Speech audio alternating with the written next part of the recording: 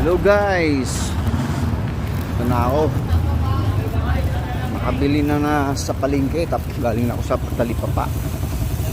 Ang nabili ko, bili ako ng pakwan, pinya. Hiwa-hiwa lang yan guys. 20 pesos ang order. Kamuting baging, kamuting baging. Ano ko to, ilalaga guys. Talbos ng kamote. Talbos ng kamote ha. Yan lang ang ko, kasi may natira pa akong isdang yung danggit na paksiw. Kaya ito na lang binili ko para magkasya ang budget natin guys. Saka ito naman ay pangkalusugan guys. Ako, naglalakad lang ako papuntang bahay. Galing dito ako sa Mandaluyong guys.